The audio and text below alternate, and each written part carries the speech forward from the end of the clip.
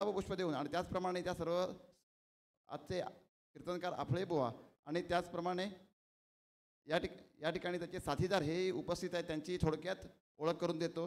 तत्पूर्वी या देवस्थान कमिटीचे विश्वस्त या ठिकाणी उपस्थित आहेत, त्यांचंही स्वागत करण्यासाठी मी मंडळाचे अध्यक्ष उदय जोशी यांना विनंती करतो.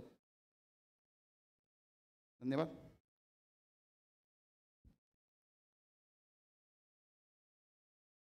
त्यांचं कीर्तन आपण आज प्रत्यक्ष ऐकण्यासाठी या ठिकाणी आतुर झालेले आहात.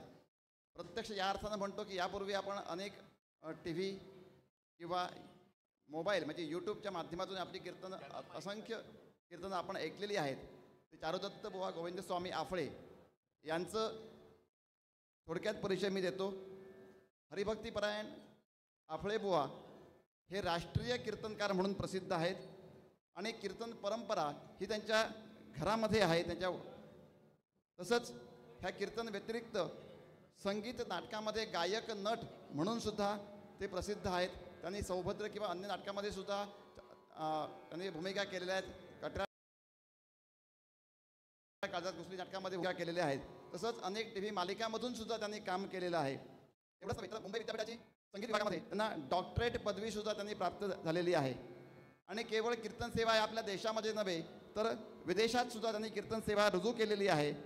आणि ही सेवा आपल्याला आजपेक्षा पाहण्याची संधी मिळाली, पण त्याचबरोबर इतर कीर्तनकारांची सुद्धा सेवा सर्वांना पाहता यावी, त्यांना सेवा करता यावी यासाठी त्यांनी कीर्तन विश्व नावाची एक यूट्यूब चॅनल त्यांनी सुरू केलेलं आहे. आणि त्यामध्ये अनेक कीर्तनकारांना ते संधी देतात. आणि त्यांचा मोठेपणा यामध्ये आहे की ते अनेक कीर्तनकार सेवा करत असतात तेव्हा स्वतः हार्मोनियमवर त्यांना साथ करून सुद्धा त्यांना उत्तेजना देत असतात. आणि यासाठी त्यांनी अकादमीसुद्धा सुरू केलेली आहे. आणि आज 40 विद्यार्थी त्यांच्याकडे कीर्तन सेवा शिकत आहेत. आजच्या आपळे बुवांचं स्वागत करण्यासाठी मी अध्यक्ष उदय जोशी यांना विनंती करतो की गुलाबपुष्प देऊन त्यांचं स्वागत करावं.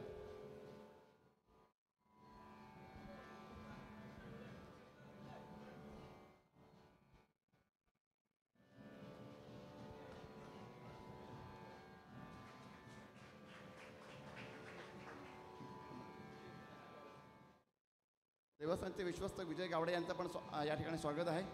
यानंतर बुवांना साथ करणारे जे साथीदार आहेत त्यांचे मी थोडक्यात परिचय देतो. हार्मोनियमवर आहेत श्री गंगाधर देव. हे गेली 50 वर्ष किंवा त्यापेक्षाहून अधिक काळ संगीत क्षेत्रामध्ये आहेत. हार्मोनियम ऑर्गन याचे ते प्रख्यात वादक आहेत. आणि त्यांचं वादन जे आहे हे पंडित भीमसेन जोशी, CR व्यास, अभिषेकी बुवा, व्यंकटेश कुमार, प्रभाकर कारेकर, मालिनी राजूरकर, यशवंतबुवा जोशी, जितेंद्र अभिषेकी यासारख्या दिग्गज गायकांना त्यांनी आपल्या हार्मोनियमनं साथ केलेली आहे. आणि इतकंच नव्हे तर आज ते आपले बुवा आहेत त्यांच्यासोबत ते गेली 32 वर्ष या ठिकाणी त्यांना साथ करत आहेत.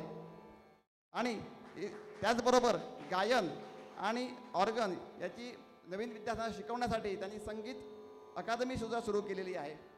आणि या व्यतिरिक्त त्यांची वेगळी ओळख म्हणजे शिक्षण खात्यामध्ये एक उच्च श्रेणी प्रशासन अधिकारी म्हणून त्यांनी काम केलेले आहे. आणि आता ते निवृत्तमध्ये पूर्ण संगीत क्षेत्रामध्ये काम करत आहेत.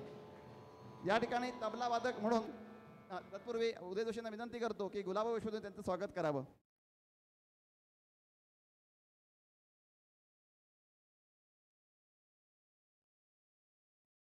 बुवांच्या उजव्या बाजूला तबल्यावर श्री मिलिंद तायवाडे हे पुण्याहून आलेले आहेत.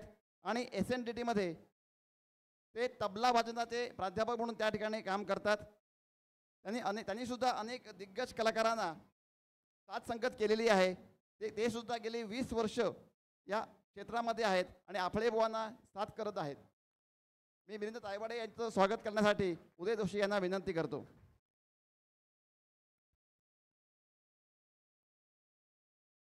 यानंतर पखवाजवर साथ करण्यासाठी पुण्याहून श्री मनोज भांडवलकर हे आलेले आहेत.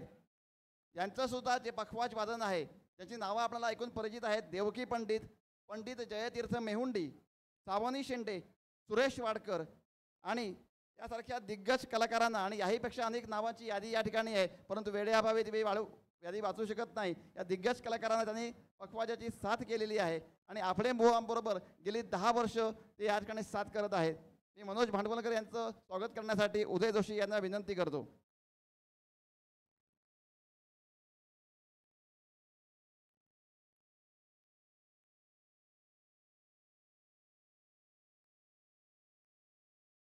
या ठिकाणी विश्वस्त परब आलेले आहेत, त्यांचंही या ठिकाणी स्वागत. आणि या सर्वच आज जे या ठिकाणी सेवा करण्यासाठी आफळेबुवा आणि त्याचे साथीदार आलेले आहेत, त्यांच्या सर्वांच्या दृष्टीनं एक महत्त्वाची मी ओळख करून देतोय. कारण प्रत्येक वेळी सांगण्यापेक्षा आफळेबुवा आणि सर्व साथीदारांनी केवळ भारतामध्ये नव्हे तर देश विदेशामध्ये अमेरिका, युरोप यासारख्या ठिकाणी सुद्धा आपली ही भारतीय परंपरा याचा ठसा उमटवलेला आहे. आपण पुन्हा एकदा सर्वांनी टाळ्या वाजवून या सर्व साथीदारांचं आणि आफळेबुवांचं स्वागत करूया आणि ही सेवा रुजू करण्यासाठी त्यांना विनंती करूया. तत्पूर्वी हे फक्त हा कार्यक्रम संपल्यानंतर आजचा या कीर्तन सेवेचा हा अंतिम पुष्प आहे. उद्या ह्या कार्यक्रमाची पूर्ण सहस्त्रचंडी अनुष्ठानाची सांगता होणार आहे. फक्त ही सेवेची आजचा शेवटचा दिवस आहे म्हणून मंडळाच्या वतीनं मी फक्त एका मिनिटामध्ये सर्वांचे आभार मानतो. या ठिकाणी माहुली देवस्थान पंचायत कमिटी, सर्व विश्वस्त मानकरी आणि सहकार्य करणारे सर्व सहकारी, सर्व ग्रामस्थ मंडळी या सर्वांनी आम्हाला ब्राह्मण ऐक्यवर्ध संघाला ही सेवा करून घेण्यासाठी संधी उपलब्ध करून दिली. त्याबद्दल मंडळाच्या वतीनं मी सर्वांचे या ठिकाणी आभार व्यक्त करतो. तसेच या सेवा करताना जे सर्व कीर्तन सेवा करणारे कलाकार किंवा गायन करणारे कलाकार यांचेही मी आभार व्यक्त करतो. साऊंड सिस्टीम या ठिकाणी समीर यांचेही आभार व्यक्त करतो. आणि सर्वात महत्त्वाचे आपण सर्व रसिक श्रोते गेले 5-6 दिवस या ठिकाणी उपस्थित आहात आणि आमचं मनोबल वाढवत आहात आणि आम्हाला सहकार्य करणारे सर्व ज्ञात अज्ञात व्यक्ती आणि या सर्वांचे आभार मानतो. आणि आमच्या ब्राह्मण ऐक्यवर्ध संघावर जो आपण सर्वांनी विश्वास दाखवला त्याबद्दल ऋण व्यक्त करून हा आभार प्रदर्शनाचा कार्यक्रम मी या ठिकाणी थांबवतो आणि आफळेबुवांना विनंती करतो की त्यांनी आपली सेवा माऊली चरणी रुजू करावी. धन्यवाद.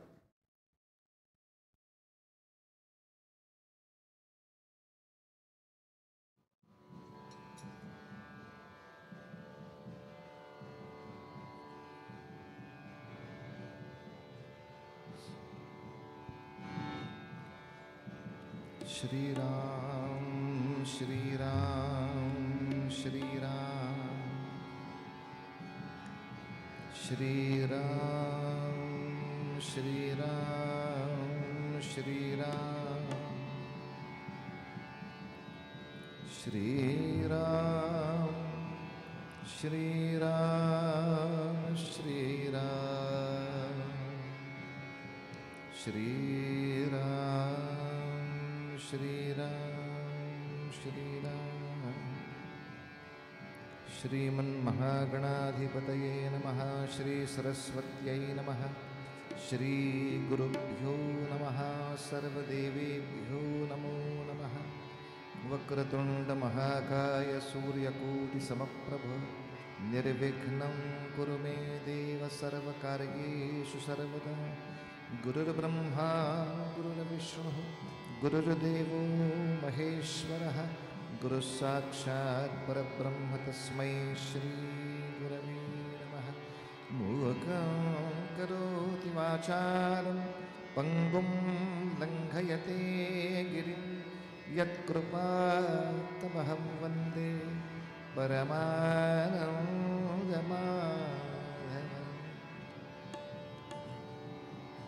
जय जय राम कृष्ण हरे राम. जय जय राम कृष्ण हरे राम. जय जय राम कृष्ण हरे राम. जय जय राम कृष्ण हरे.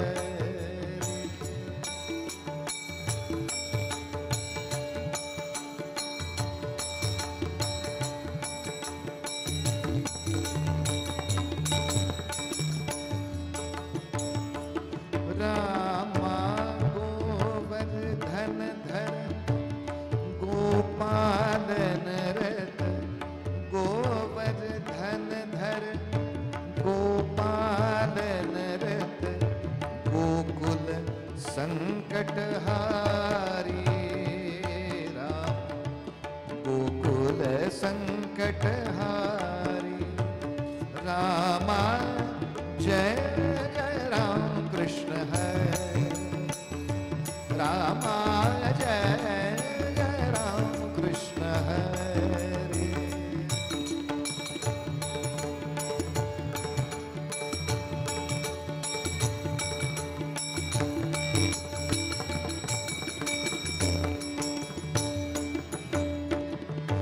नव नीरद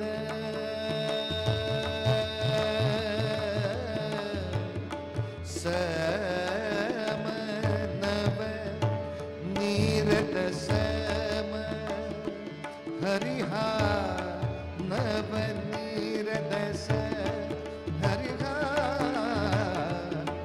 नव नीरद सम नव नव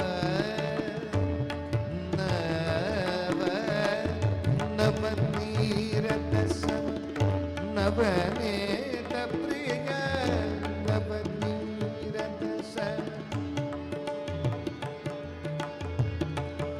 नवनीरद सम नवनीत प्रिय नवल विनोद विहार नवल विनोद विहारी रामा जय जय राम कृष्ण हरे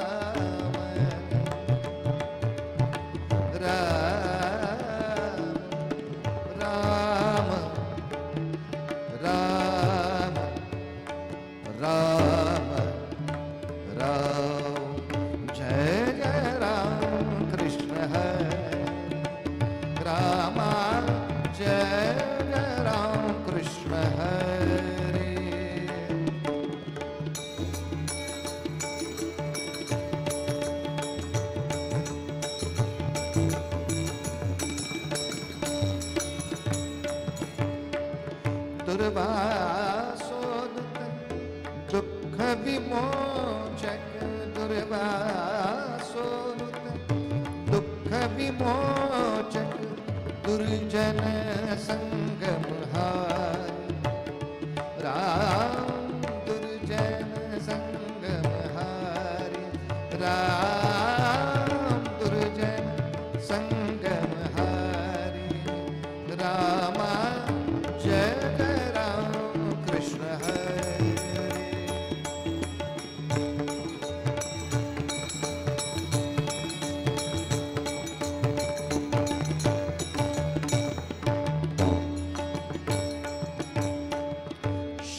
शरणागत दीना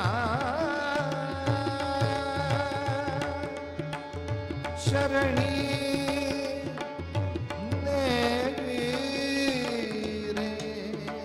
रामा शरणागत दीना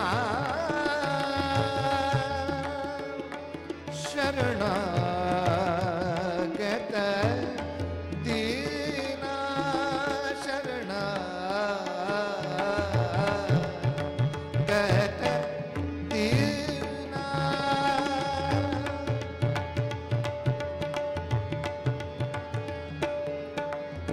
दीना दीना दीना शरणागत देना देना देना चरणी ने करुणा दृष्टि निहारी रामा निहारे रामा करुणा दृष्टि निहारे रामा जय राम कृष्ण हरे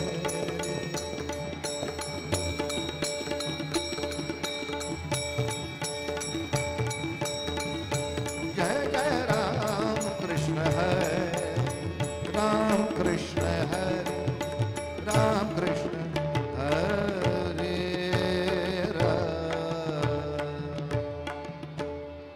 रूप पाहता लोचने रूप पाहता लोचने रूप पाहता लोचने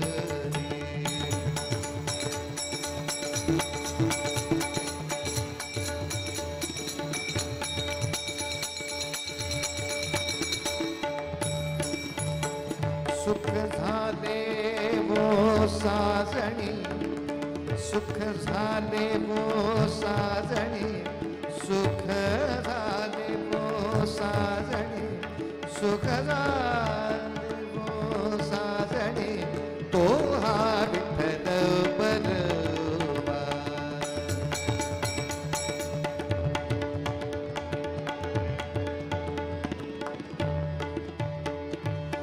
तो हा माधव बलवा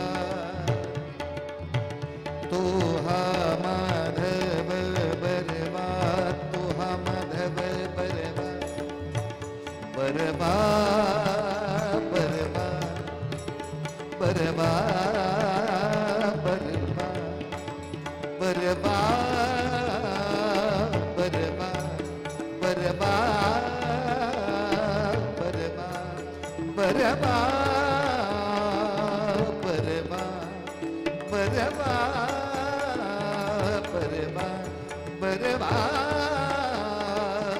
बरवा बरवा बरवा तोहा विठ्ठल बरवा तोहा माधव बरवा तोहा विठ्ठल बरवा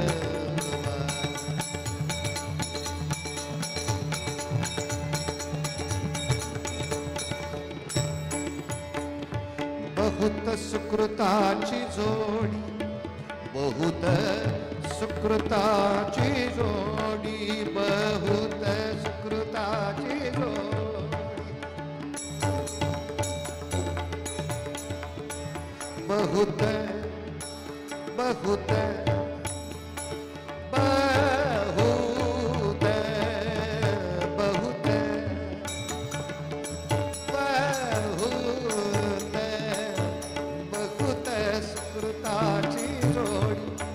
म्हणून विठ्ठली आवडी म्हणून विठ्ठली आवडी आवडी आवडी तो हा विठ्ठल बलवा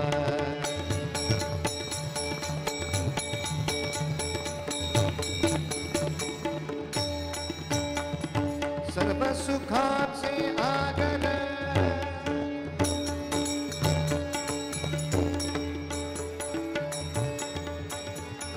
सुखा सुखा सुखा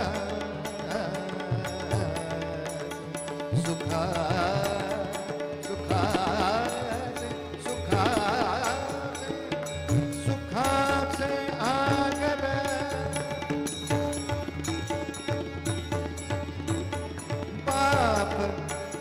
रघुमार देवी बरू तो हार बलवा तो हार बलवा तो हार बलवा रघुपति राघव राजा राम पतित पावन सीताराम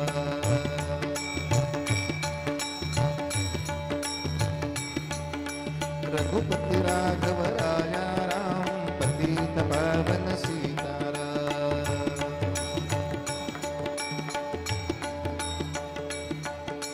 रघुपति राघव राजा राम पतित पावन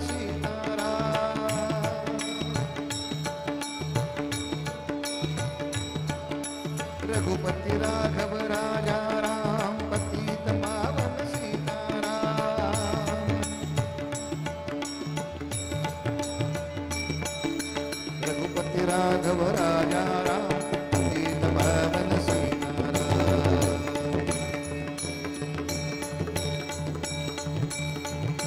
रघुपति राघव राजा राम पतित पावन सीताराम।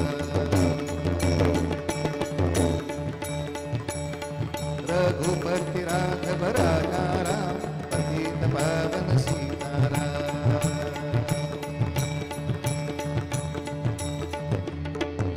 राजाधिराज रामचंद्र महाराज की जय।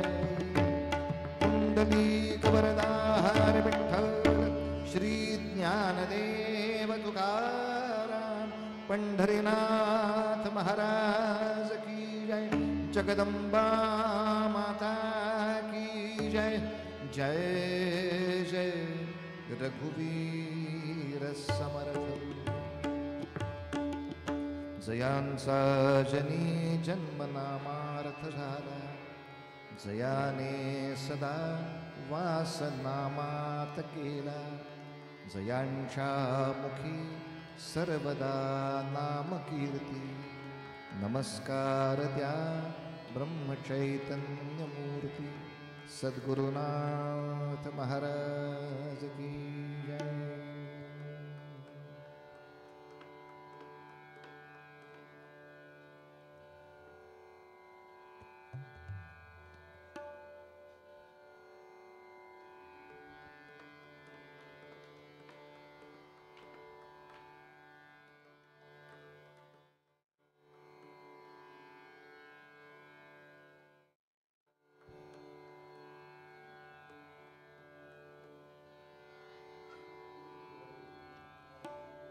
रे ध ध स ध स म रे म स रे ध ध सा ध स रे म रे म प रे म प ध प ध म प रे म सा रे ध रे सा सा रे म प ध सा ध सा ध म प ध प म प ध प म रे रे म प म रे म रे ध ध सा सा रे म प ध देवी भजो दुर्धा देवी भजो दुर्गा भवानी देवी भजो दुर्गा भवानी देवी भजो दुर्गा।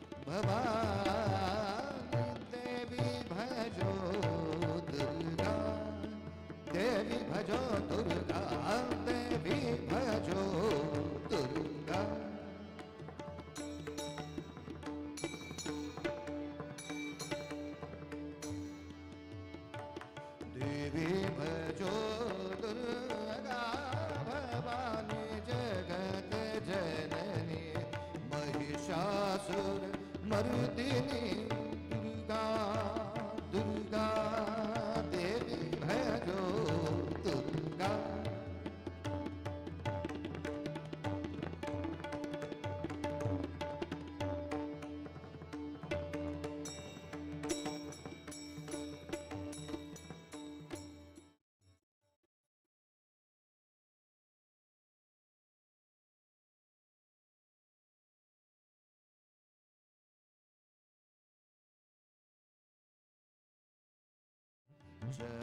जननी जगत जननी जगत जननी भजो दुर्गा भवानी देवी भजो दुर्गा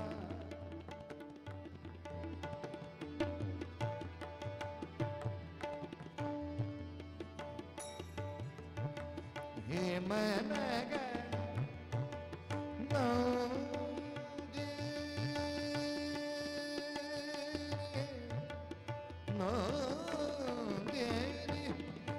मनगा नंदिनी भव भय खांदिनी हे मनगा नंदिनी भव भय खांदिनी अतुल बल वरदानी अतुल बल वरदानी देवी भजो दुर्गा भवानी देवी भजो दुर्गा दुर्गा भवानी देवी भजो दुर्गा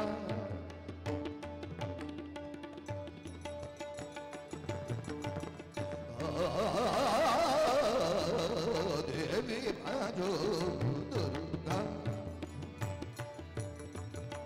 सारे मामा मामा मामा मामा रे सारे मामा धा धा धा धा मामा रे सारे मामा धा धा धा धा मामा रे मामा रे देवी भजो दुर्गा भवानी देवी भजो दुर्गा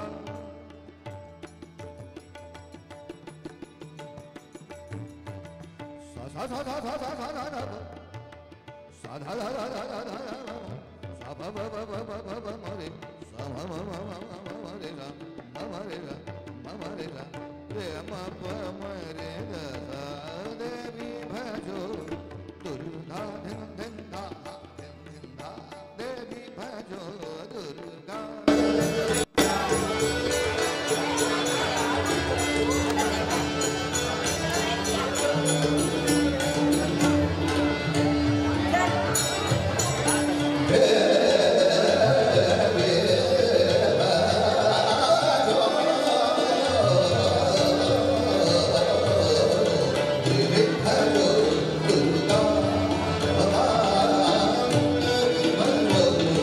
दुर्गा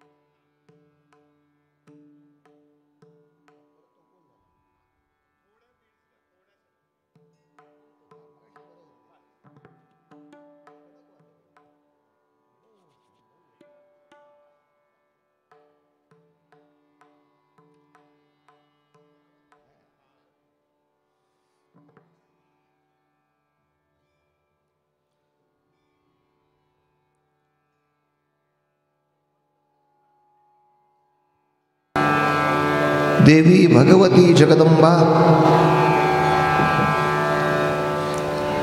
हिच्या चरित्र लीलांचं वर्णन करणारा आपल्याकडचा ग्रंथ म्हणजे सप्तशती.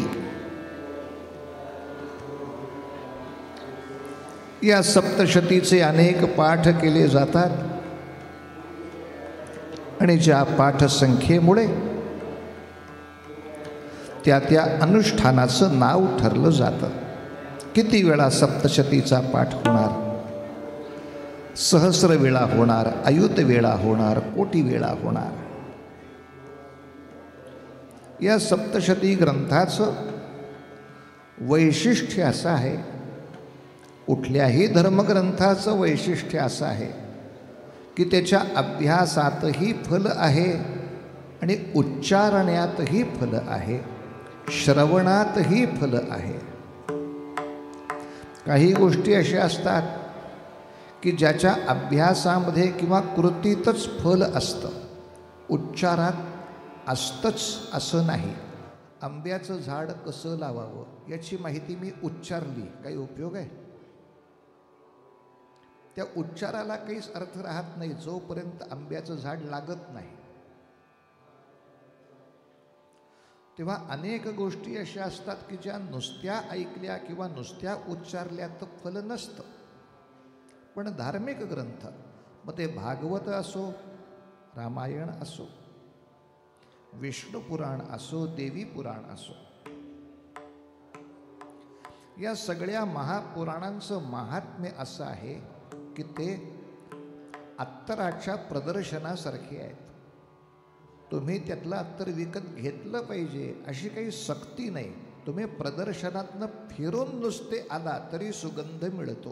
पांडुरंग हरी वासुदेव हरी, पांडुरंग हरी वासुदेव. अत्तरापेक्षाही आपण असं म्हणूया उदबत्त्या आणि धूप याचा हा सुगंध आहे. कारण अत्तराचा वास लागण्यासाठी दुसऱ्या कोणासाठी तरी का होईना झाकण उघडलं पाहिजे ना. इथे धूपाचा आणि उदबत्तीचा वास असा आहे की घरी आलेल्या माणसाच्या वासावरून कळतं कुठे जाऊन आलाय. पुढचं निरूपण नको, बाकी सगळं तुमचं तुम्हाला कळतं. घरी आलेल्या माणसाच्या वासावरून कळतं कुठून जाऊन आलाय, एवढाच मुद्दा.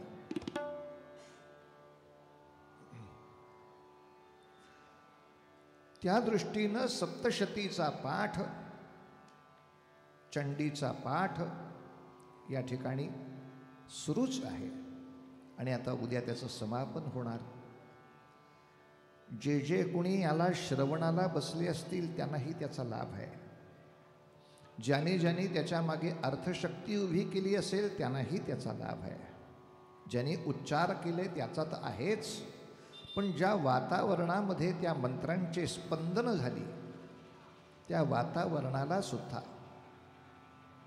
आणि नंतर कालांतराने त्या वातावरणामध्ये येणाऱ्या साधकाला सुद्धा ती स्पंदनं साधना करण्यासाठी, तपश्चर्या करण्यासाठी मदत करत राहतात. असा या सगळ्या धार्मिक अनुष्ठानांचा एक विलक्षण प्रभाव असतो. मात्र या सप्तशतीचं मराठीमध्ये असलेलं भाषांतर समजा थोडंसं कोणी वाचलं तर शक्यता अशी आहे की त्याला 2-3 शंका येतील. तर कीर्तनाच्या माध्यमातून त्या शंकांचं निरसन करतो. नाही तर मग कीर्तन ठेवल्याचा उपयोग काय? दिवा लावलाय, अंधार तसाच आहे, म्हणजे बॅटरी डाऊन आहे का बुवाची? तेव्हा ह्या गोष्टीचा विचार केला पाहिजे. 2-3 शंका येणार, तेवढ्या शंका आपण दुरुस्त करूया आणि विषय संपवू. कारण चरित्र एवढं मोठं आहे की त्याच्यावर 3 तासाचा सिनेमा झालाय, छावा. आता सिनेमाच 3 तासाचा, तर पहिल्या जाहिराती किती वेळ दाखवणार? म्हणून जास्त वेळ त्याच्यामध्ये खर्च करायचा नाही. 2-3 शंकांची उत्तरं द्यायची की थांबायचं. आपल्या भगवतीच्या स्तुतीचे शब्द असे आहेत, देवी भजो दुर्गा भवानी, जगत जननी महिषासुरमर्दिनी. ही जी महिषासुराची कथा, याच्याबद्दलची एक शंका अशी आहे की सप्तशतीमध्ये ही कथा सुरू कशी होते. महिषासुर नावाचा राक्षस मातला, त्यांनी आपल्या सगळ्या सैन्यासह स्वर्गावर स्वारी केली, अत्यंत घमासान युद्ध केलं, देवांना पळवून लावलं आणि तो स्वर्गाचा राजा झाला, अशी सुरुवात. तर शंका अशी, मेल्याशिवाय स्वर्गात जाता येतं का? महा न मरता गेला कसा? बरं, मित्रमंडळींना घेऊन स्वर्गात जाता येतं का? एकत्र ॲक्सिडेंट केला तर जमेल. सगळी 20 शटर गाडी घालायची खड्ड्यात, पण तरी सगळे मरतील याची कोण खात्री देणार? त्याच्या नशिबाची दोरी बळकट. बरं, समजा असे 20 माणसं मारून तुम्ही घेऊन गेला, त्यांना शरीर आहे का युद्ध करायला? बरं, स्वर्गामध्ये पुण्य केल्याशिवाय जाता येतंय काय? मग हे पातकी सगळे गेले कसे? अशा 2-3 शंका तर येत राहणार. अरे स्वर्गा कोणी जावे, स्वर्गा कोणी जावे, जो पुण्यात्मा परोपकार करी, जो पुण्यात्मा परोपकार करी. तप व्रत अनुष्ठाने, तप व्रत अनुष्ठाने, तीर्थाटन तो करीच सत्व दे. रामा राम राम हरे हरे राम राम राम राम रघोत्तम राम राम राम राम सीतापते राम राम राम राम रघोत्तम राम स्वर्गा कोणी जावे, जो पुण्यात्मा परोपकार करी. याचं उत्तर असं आहे की पुराण काळामध्ये म्हणजे द्वापार युगापर्यंत स्वर्ग नावाची एक देवांची राजधानी आहे, जिथे कोणीही चालत जाऊ शकतो. आत्म्यांचा स्वर्ग वेगळा आहे आणि जिथे हे देव आहेत तो स्वर्ग वेगळा आहे. याचे 2 पुरावे देतो. रामायणामध्ये असं पण वर्णन आहे की स्वर्गावरती शंबरासुर नावाच्या राक्षसाची स्वारी झाली आणि इंद्रानं मदतीला बोलवलं. कोणाला मदतीला बोलवलं? दशरथाला. ज्या युद्धामध्ये त्या कैकेयीला वर मिळालेत. आता दशरथ इंद्राची मदत करण्यासाठी आपल्या बायकोला आणि सैन्याला घेऊन तेव्हा स्वर्गात गेलाय न मरता. शस्त्रासकट, शरीरासकट. तेव्हा दशरथ आपल्या सैन्यासह इंद्राला जाऊन मदत करायला जाऊ शकतो, पायाने जाऊ शकतो, रथातून जाऊ शकतो, न मरता जाऊ शकतो. अशी स्वर्ग नावाची एक जमीन, एक भूभाग रामायणामध्ये स्वच्छ दिसतो. महाभारतात पण आहे. ययाती नावाचा राजा तो इंद्राला भेटून आलेला आहे, न मरता भेटून आलेला आहे. वनवासामध्ये असताना कृष्ण म्हणाले, अरे अर्जुना, स्वर्गात जा आणि इंद्राच्याकडून मृदुंगाची विद्या शिकून ये.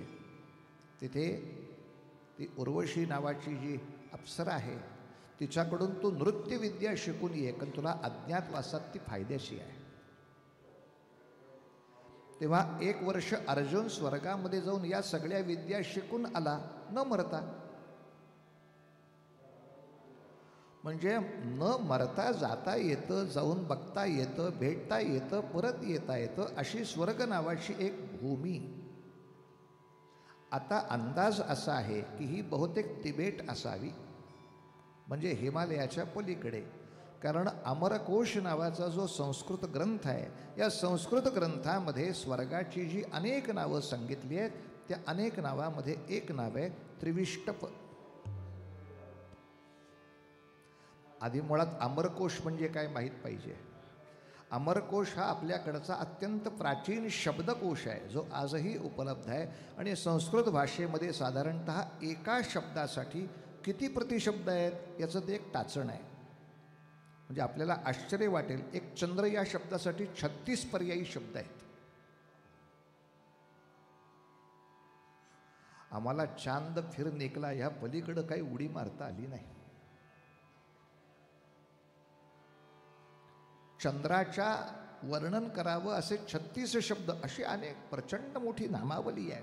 असो, स्वर्गाचं नाव त्या ठिकाणी दिलंय त्रिविष्टप. आणि तो तिबेट असावा असा तर्क का करायचा? कारण अजूनही तिबेटकडच्या राजांना इंद्रच म्हणतात. मनीषा कोयरालाचे काका ते सगळे तिकडचे लोक आहेत. त्यांचं नाव अजूनही सत्येंद्र, धर्मेंद्र अशी इंद्र आहेत सगळे. आणि दुसरं, इंद्र तिकडून आपल्याला पाऊस पाठवतो अशी आपली कल्पना आहे. हिमालयीन वाऱ्यावरच पाऊस आहे. जाताना हिमालयाच्या रस्त्याने जाता येतं, येताना हिमालयाच्याच रस्त्याने येता येतं. असा प्रांत कुठला? दुष्यंत राजा सुद्धा स्वर्गाकडे गेला, तो हिमालयाच्या रस्त्याने चालत गेला असं वर्णन आहे. पांडव स्वर्गात गेले ते हिमालयाच्या रस्त्याने. आत्म्याला स्वर्गात जायचं असेल तर मेल्या चालायची गरज काय? चौकात मेलास तरी स्वर्गातच आहे. तिथं चालत जायची गरजच नाही ना. आत्म्याच्या स्वर्गासाठी कशाला चालायचं असतं? तो जगाच्या कुठल्याही कोपऱ्यामध्ये पुण्यात्मा गेला तरी तो स्वर्गात जातो. म्हणजे चालत जाता येतं असं ते आहे. आणि आणखीन एक तर्क असा की स्वर्गावर केव्हाही स्वारी झाली तेव्हा सगळे देव पहिल्यांदा शंकराकडे जाऊन प्रार्थना करतात. म्हणजे तो हिमालयाच्या जवळ नव्हे का? पहिल्यांदा आपण कुठल्या घरात जाणार? सगळ्यात जवळचे घर असेल त्याच्याकडे जाणार.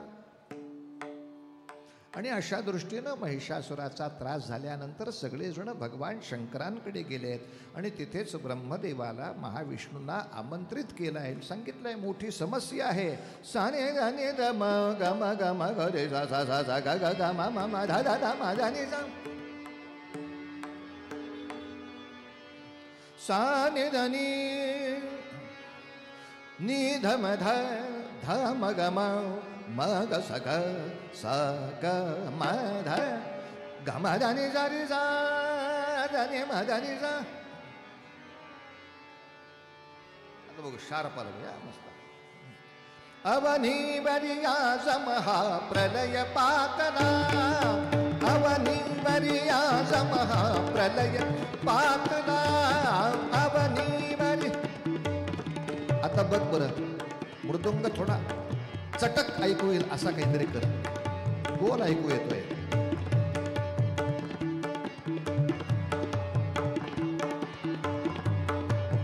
आपल्या चक्री भजनात कसा ऐकू येतो तसा ऐकवायला पाहिजे. चटक मटक चवडी फटक शाबाश. काय आहे? वाद्यांची आमची पहिली ओळख आहे. वेळ लागतो ऍडजस्ट व्हायला. मस्त. अवनी बरी अवनी बरी अवनी बरिया समहा प्रलय पातना, अवनी बरिया समहा. महिषासुर स्वर्गाचा स्वामी जाहला, महिषासुर स्वर्गाचा स्वामी जाहला, अवनी बरिया समहा प्रलय पातना.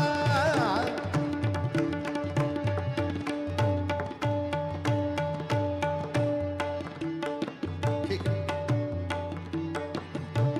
देववीर ऋषी मुनी ते दुःख भोगती, देववीर ऋषी मुनी ते दुःख भोगती, देववीर ऋषी मुनी ते, देववीर ऋषी मुनी ते दुःख भोगती. तुमच्या विण आम्हा, तुमच्या विण आम्हा, तुमच्या विण आम्हा न दिसे गती अवनी मरिया जमा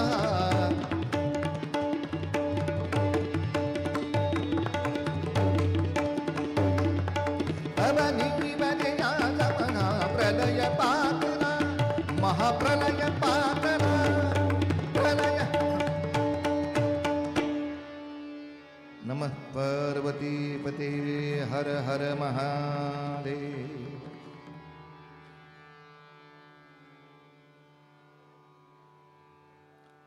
आणि इथे एक महत्वाचा सिद्धांत सांगतो की आपलं काम संपलं. तो सिद्धांत असा, महिषासुराचं संकट ऐकल्याबरोबर तीनही देवांनी ठरवलं की आपल्या तिघांचेही भक्तगण एकत्र करून महिषासुरावर सोडले पाहिजेत.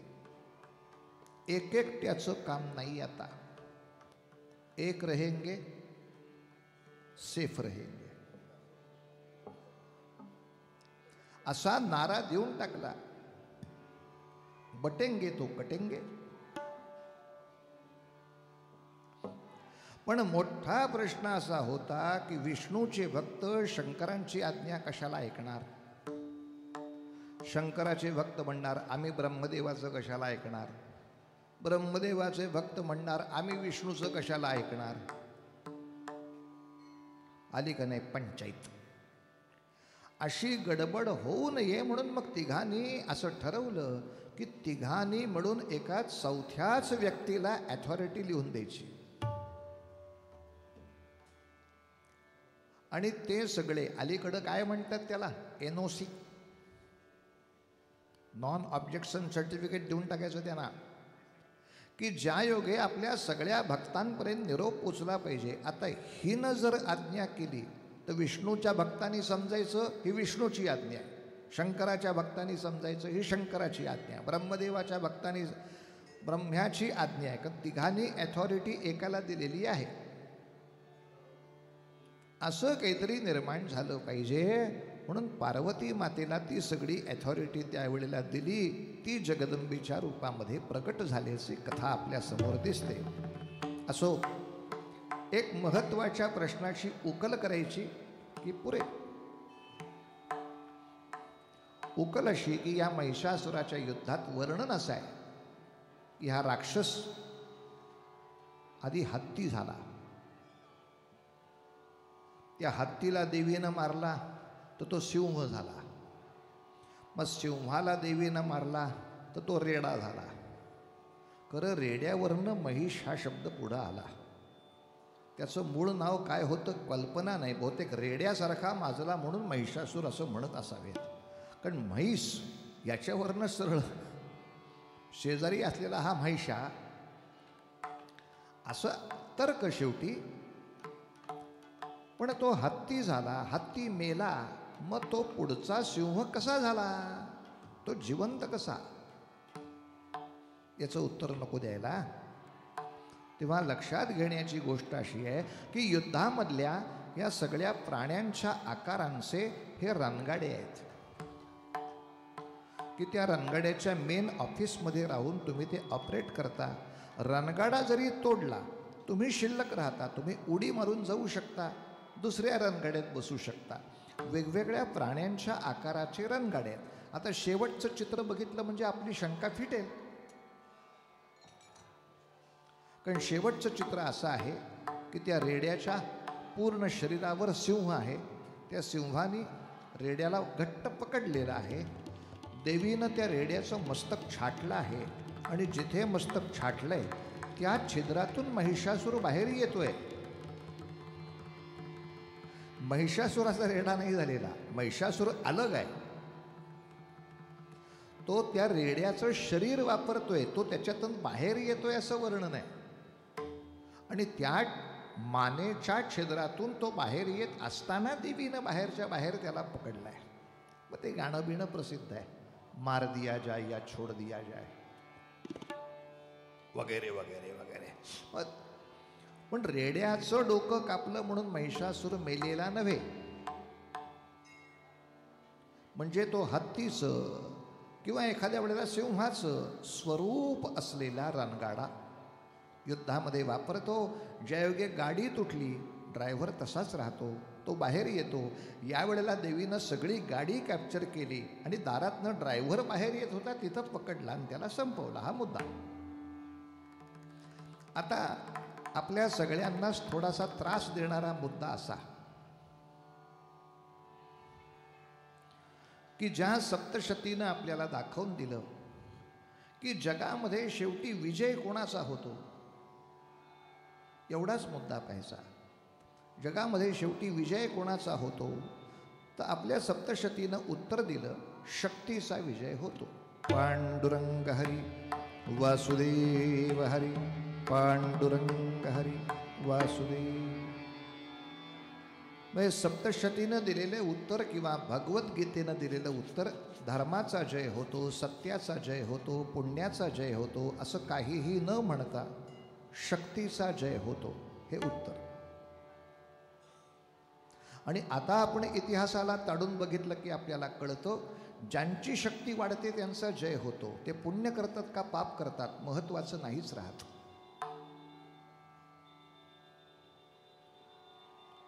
रावण सातत्याने पाप करतो, पण बाकी सज्जन त्याच्यापेक्षा जर दुबळे ठरले तर विजय रावणाचाच होतो. रावणाने अनेक बलात्कार केले आहेत, रावणाने अनेक अपहरणं केली आहेत, रावणाने अनेक लोकांच्या संपत्तीत राज्य बळकावली आहेत. किती पापं केली, विजय कोणाचा? पुण्याचा विजय, धर्माचा विजय, बाकी सगळं बाजूला, विजय रावणाचा. का? सगळ्यांपेक्षा शक्ती जास्त आहे. जेव्हा रावणाच्या तोडीस तोड शक्ती रामचंद्र दाखवतात तेव्हा रामाचा विजय, विषय बंद. जेव्हा पांडवांना फसवण्यासाठी का होईना कौरवांची शक्ती मोठी ठरते, कौरवांचा विजय. जेव्हा कौरवांच्या कपटासकट सैन्याला डागता येईल अशी शक्ती पांडवांच्याकडे येते, पांडवांचा विजय. तुळजापूरच्या नागरिकांच्या पेक्षा अफजल खानाच्या सैनिकांची शक्ती जास्त, अफजल खानाचा विजय. तो तुळजापूरवर आक्रमण करतो, देवीचं देऊळ तोडतो, देवीच्या मूर्तीचं वाटोळं करतो. तुळजापुराची लोकसंख्या 5 लाख, त्याच्या सैन्याची संख्या फक्त 20,000. पण संख्या महत्त्वाची नाही, युद्ध येतं का करता? येत नाही. मग सगळ्यांच्या नावाला फुली, काही उपयोग नाही त्यांचा. 5 लाख हे मृत्यूसाठी असलेले बकरे झाले. एक मेले तरी नाही तर एक पळाले तरी. त्यामुळं बहुसंख्य असणं म्हणजे सुरक्षित असणं हे समजणंच मूर्खपणा आहे.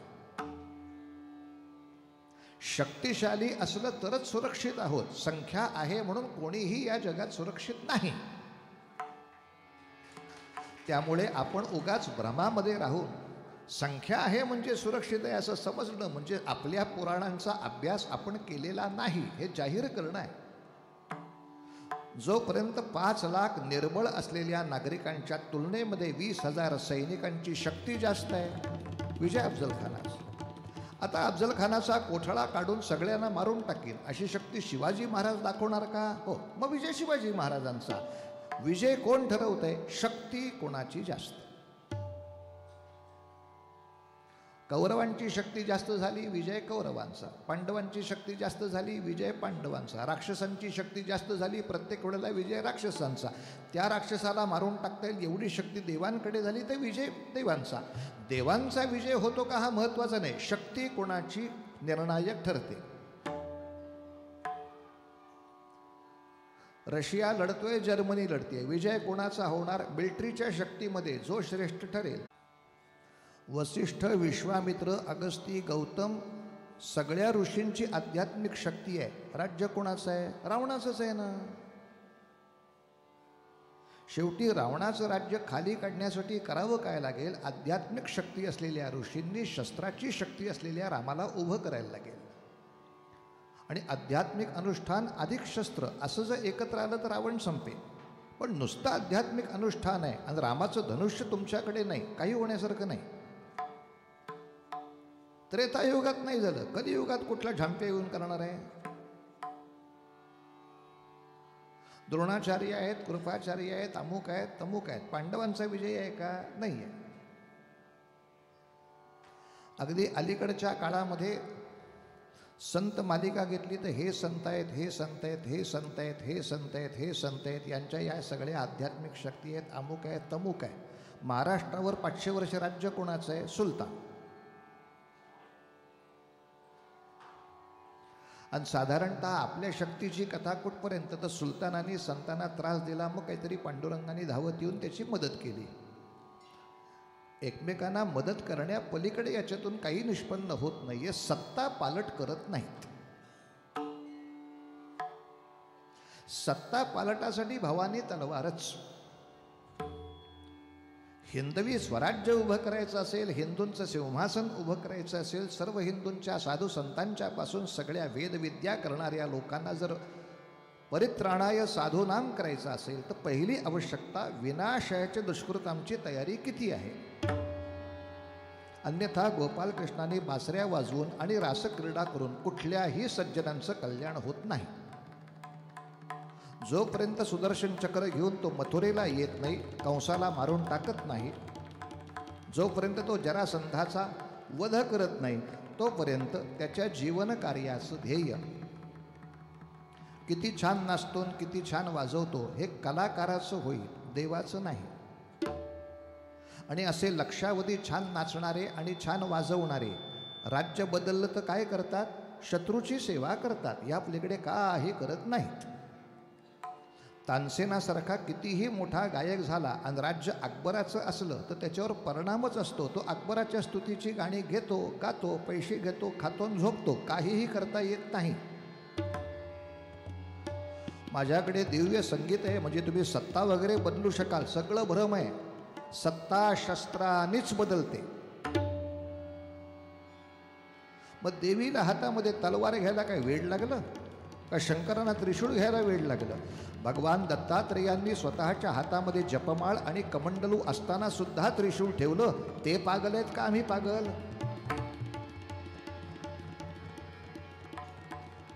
दुर्दैव हे आहे की बहुतांशी हिंदू समाज आध्यात्मिक शक्ती आहे म्हटल्यावर शस्त्रशक्तीची गरज नाही म्हणतो, आणि काही माणसं शस्त्रशक्ती आहे म्हटल्यावर अध्यात्माची गरज नाही म्हणतात. दोघंही अर्धवट.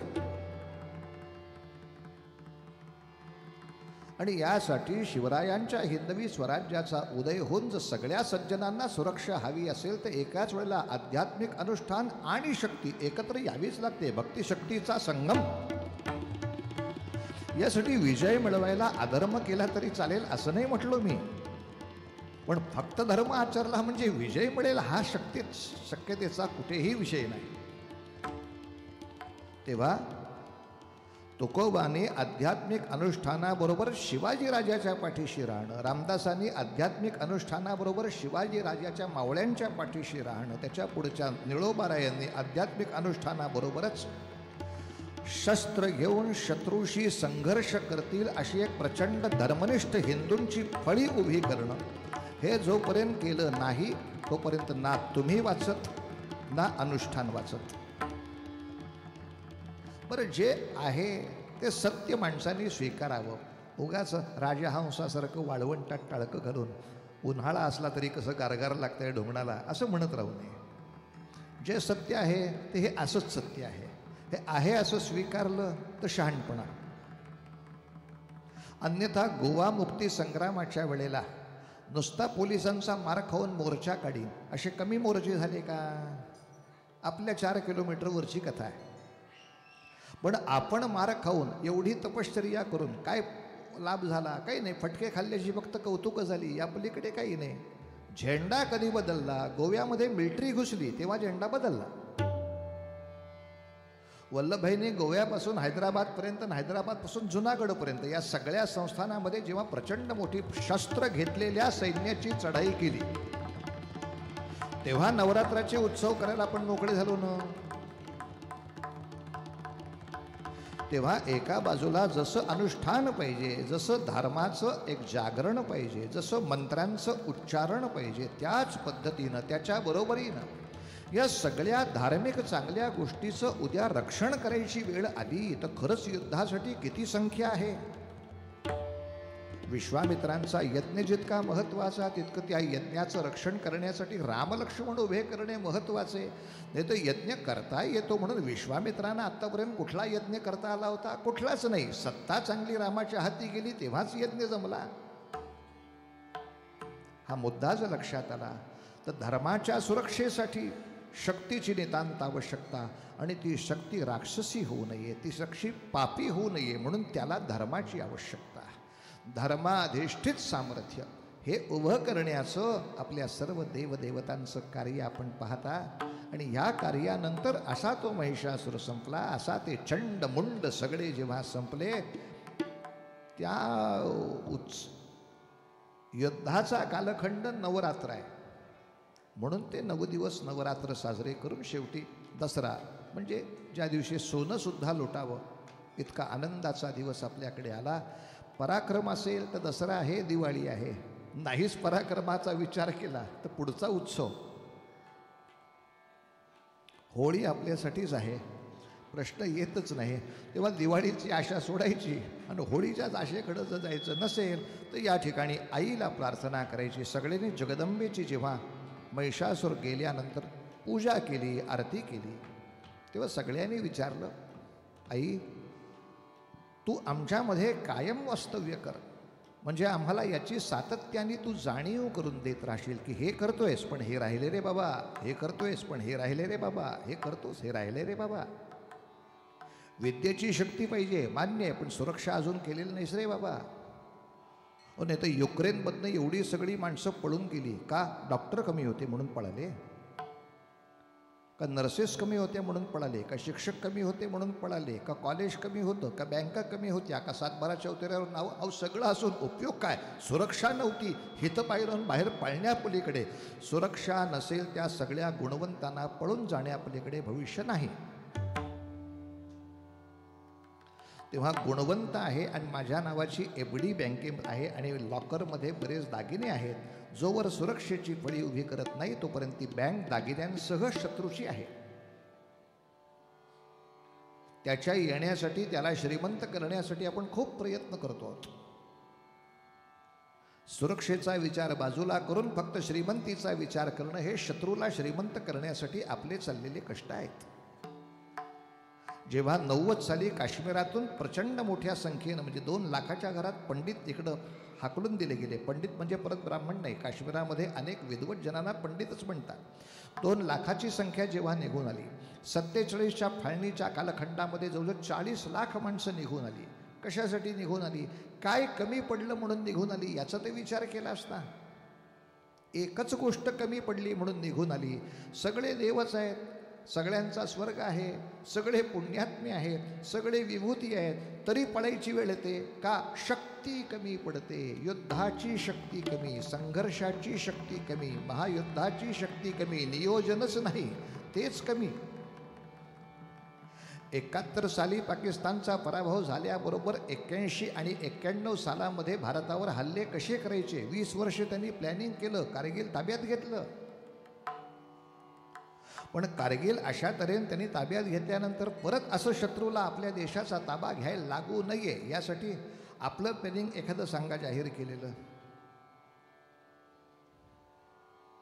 आणि अजूनपर्यंत त्या प्लॅनिंगची काहीतरी कार्यवाही दाखवा. कुठली काय आणि कुठली काय? भारतामध्ये दंगली पसरवायच्या असतील तर पाकिस्तानातनं घुसखोर भारतात पाठवले जातात, येऊ शकतात, काम करतात. भारतामध्ये मतदार इकडचे तिकडे करायचे असतील तर बांगलादेशातनं इथे माणसं रोहिंग्यांसारखी पाठवली जातात, ती स्थिरस्थावर केली जातात, करू शकतात. पण बंगालमधल्या हिंदूंना मदत करण्यासाठी भारतातले 1 लाख हिंदू पाठवता येणं शक्य नाही असं नाही, इच्छाच नाही आहे.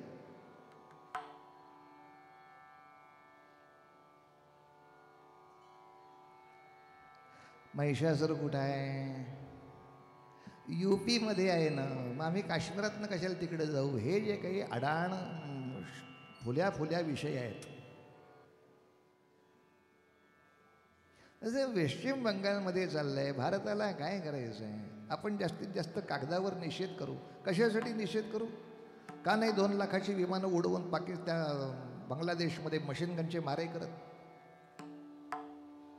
ते दंगल घडवण्यासाठी तिथनं मुसलमान पाठवू शकतात. आम्ही तिथली सुरक्षा करण्यासाठी पश्चिम बंगालमध्ये बंगालमध्ये आपल्या लोकांना सगळ्या लोकांना मारहाण केली होती फक्त प्रचार आपला रामाचा केला म्हणून. त्यांना सुरक्षा देण्यासाठी आपण मिलिटरी नाही पाठवली.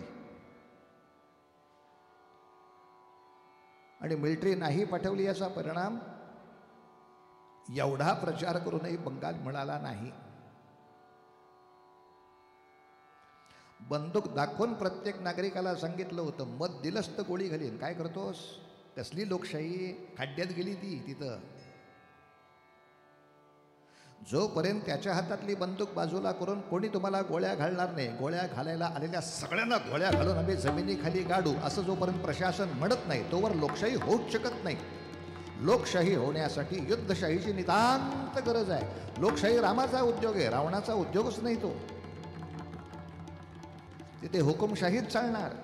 तेव्हा सप्तशतीनं आपल्याला ते दाखवलं.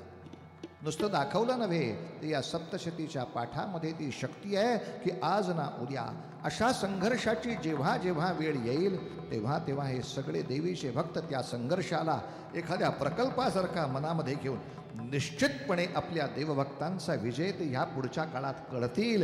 यासाठी त्यांच्या हृदयामध्ये त्यांच्या शरीरामध्ये एक अध्यात्माच्या मार्गाने हा शक्ती प्रदान करण्याचा जो सुंदर असा सहस्रचंडी प्रकल्प या ठिकाणी झाला.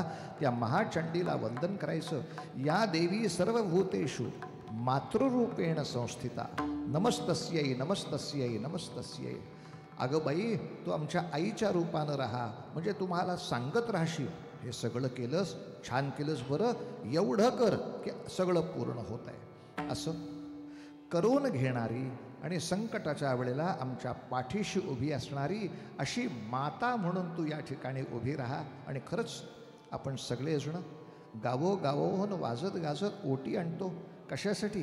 काही येण्याबद्दल 2 लाख रुपये बक्षीस नाही आहे, पण आईनं माझ्यासाठी जे जे केलं आहे त्या ऋणातून उतराई होण्यासाठी माझ्याकडून जेवढं शक्य असेल तेवढ्या आईच्या कार्यामध्ये माझं योगदान असावं, माझं काहीतरी समर्पण असावं. आयुष्यभर मी जे काही मिळवतो त्यातला काहीतरी वाटा आईच्या कार्यासाठी खर्च व्हावा. परित्राणाय साधूनां विनाशाय दुष्कृतां कार्यासाठी तिनं जे सगळं जंग पछाडलं त्याच्यामध्ये तिला आराम मिळण्यासाठी, तिला आनंद मिळण्यासाठी माझ्याकडून काही कृती व्हावी. ही अत्यंत पवित्र असलेली आपल्या सगळ्यांच्या मनामधली प्रवृत्ती या ठिकाणी अशा तऱ्हेनं जागृत होत असते. असो महाराज, अशा त्या देवी भगवतीला वंदन करूया, छोटंसं मध्यंतर करूया आणि मग कथेकडे वाटचाल करूया. सारे मपद मपद साद पद मप रे म सारे ध सा सरे मपद सारे साद मप. देवी भजो दुर्गा भवानी, देवी भजो दुर्गा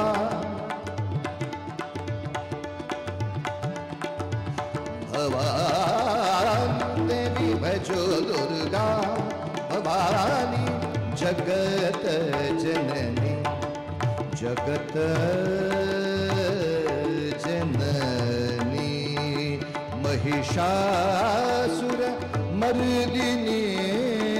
देवी भजो दुर्गा भवानी, देवी भजो दुर्गा भवानी, देवी भजो दुर्गा भजो दुर्गा भजो दुर्गा.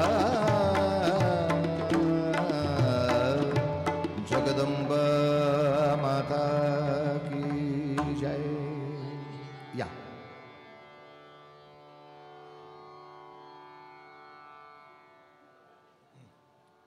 आज मध्यंतरामध्ये आपल्या ग्रामस्थ असलेल्याच देवी भक्ती करणाऱ्या या 2 कन्या शिवरायांची आरती आपल्यासमोर जी सावरकरांनी लिहिली होती आणि मंगेशकरांनी त्याला चाल लावली होती, ती शिवशक्तीची आरती या ठिकाणी छोटीशी सादर करतायत. त्यांच्या हातामध्ये माईक देतो तोपर्यंत हार बुक्का झाला. या आपण शिवरायांची आरती ऐकूया. इथे यात आहे.